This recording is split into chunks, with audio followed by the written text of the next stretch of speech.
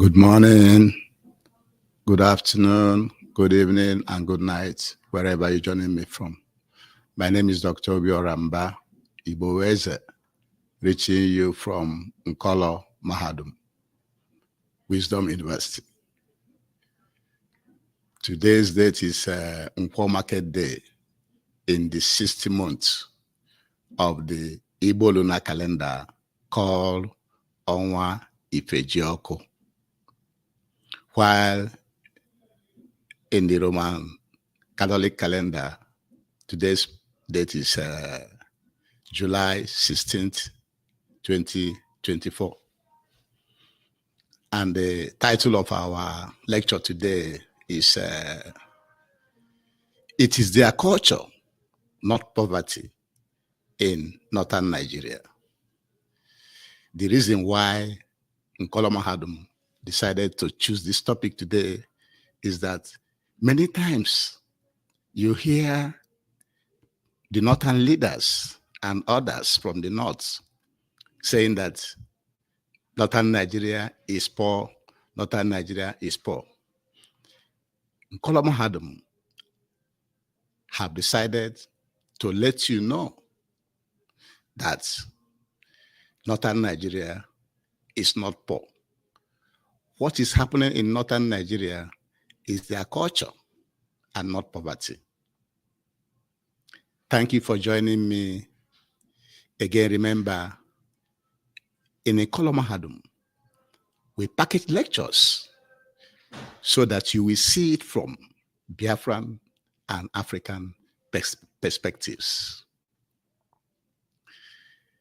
Please subscribe to our YouTube channel, like our program, follow us on Facebook and Twitter and other social media platforms, because the lecture we are packaging for you are explosive lectures.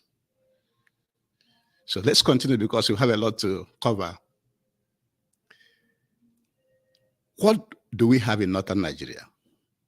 We have a lot in northern Nigeria, such as large acres of land as a result of conquest of Usman Danfodia that took place between 1804 to 1808.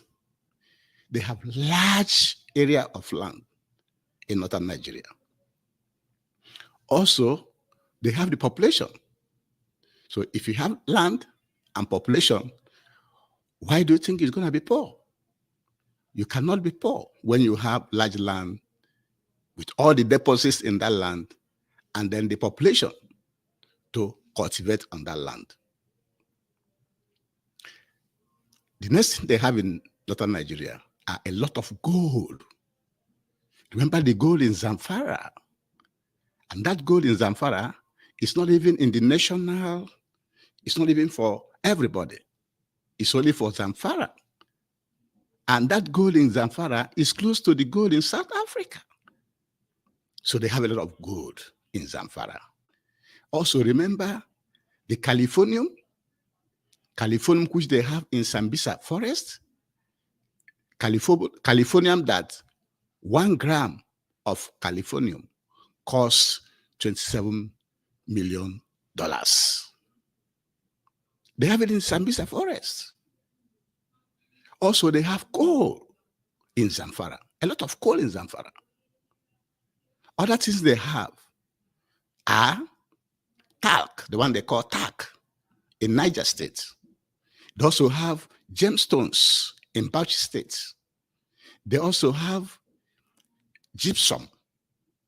Gypsum, they have it in Adamawa, Bauchi, Boronu, Gombe, and Sokoto State. They have bentonite and barite in Bauchi State. They also have bismuth in Kaduna State. And they have silver. They have silver in Kano State. Others are kaolin.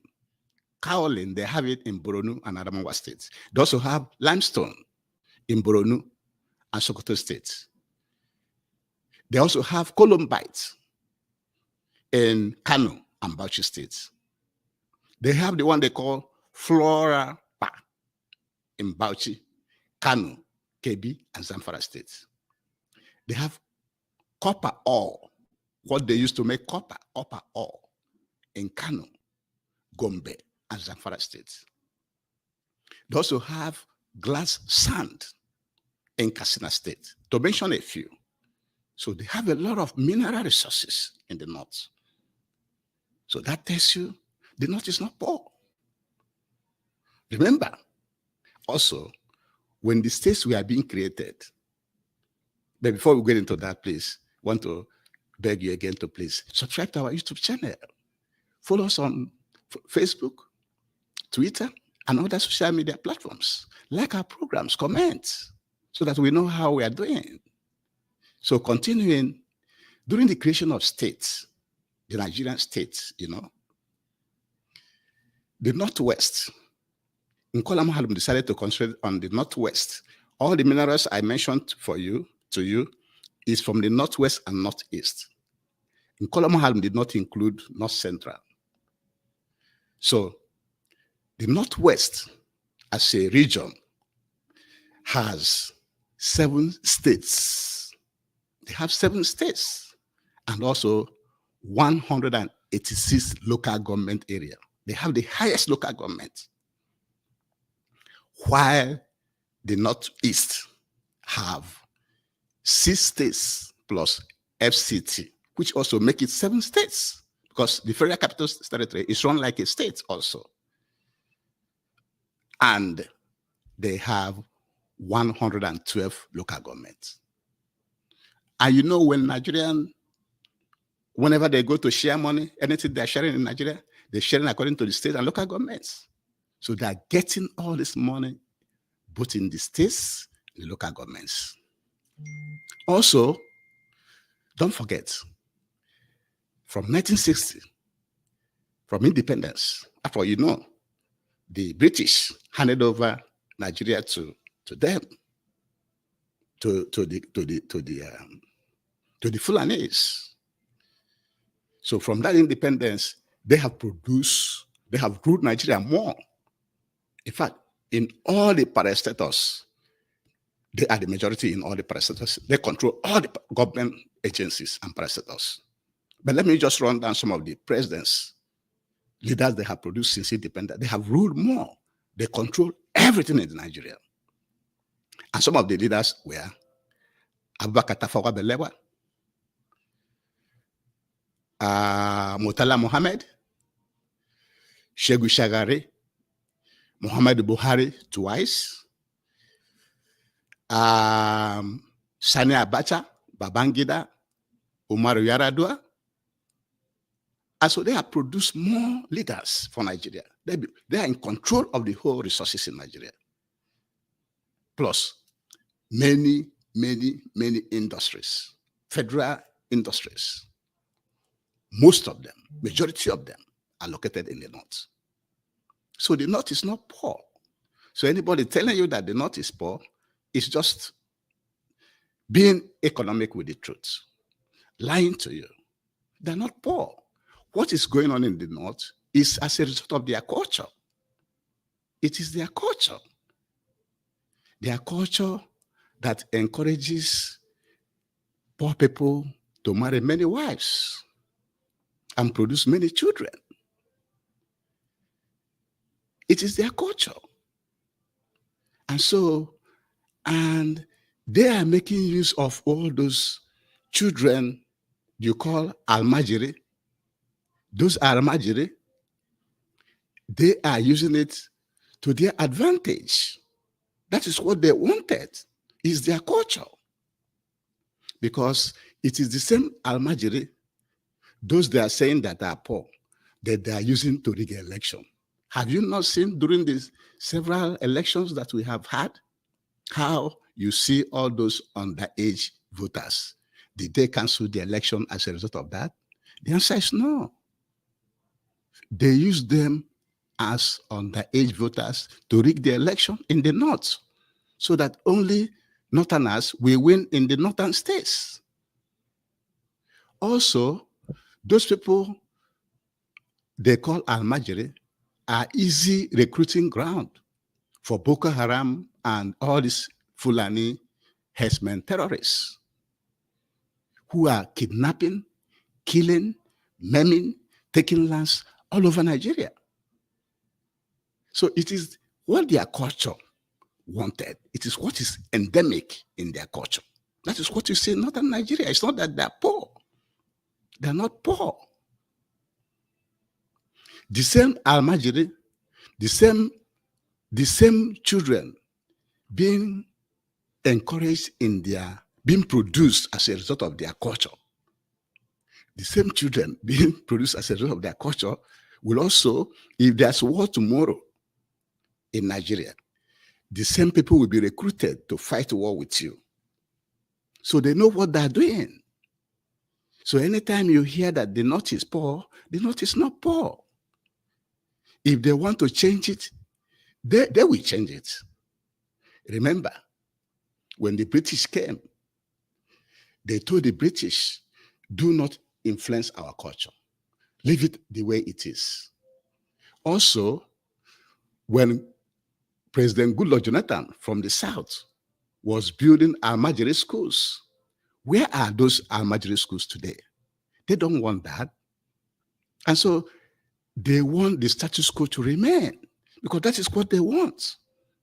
So don't you ever believe that northern Nigeria is poor. It is not poor. It is their culture. And before we continue, we have to beg you to please subscribe to our YouTube channel. Follow us on Facebook, like our program, share it, share to all your friends and well-wishers. And to those who do not have internet connection, tell them what we are talking about here. It's very important that you know that. So that anybody telling you that the North is poor, that person is being economic with the truth. So what you have to take away from today's lecture, because we told you at Nkolama Hadum, we're going to be keeping everything short, is that the northern Nigeria is not poor. They have large vast of land. They have gold. They have californium. They have coal, talc, gypsum, gemstones, bentonite and barite, bismuth, limestone, fluoropar, copper ore, glass sand, and others. So many minerals. They have more states and local governments. They have produced more leaders, more presidents and military heads of states than any other region in Nigeria. They occupy all the government agencies and parastatals. What you see going on in northern Nigeria is as a result of their culture, which they are using to their own advantage. That is what they want. Nobody can change it. They don't want changes. They want to maintain the status quo. And so, whenever you hear anybody telling you that northern Nigeria is poor, that person is just trying to put your mind somewhere else. Contrast that with a Biafran people. A Biafran child will start very early in his or her age to struggle. Very, very early in their age to struggle and suffer to make it, and nobody complains. And in Biafra land, if there's poverty in the north, then there's more poverty in Biafra land as well. So let nobody deceive you. There's no poverty in northern Nigeria. What you see going on in northern Nigeria is their culture. That's what they want. And with this, we shall be bringing today's lecture to an end. Thank you for joining us. But before we end, we have to beg you to please support the Eastern Security Network. This is the only security outfit that are stationed in the bushes to chase away the Fulani herdsmen terrorists from our farmlands, bushes, and forests, because that is where they stay to launch attacks, to kidnap our people, to kill them, to take our land, to maim them, and other vices. When we drive them away from our land, our farmers can now go into the farms to produce food for our people and for export. And with this, we shall be bringing today's lecture to an end. Please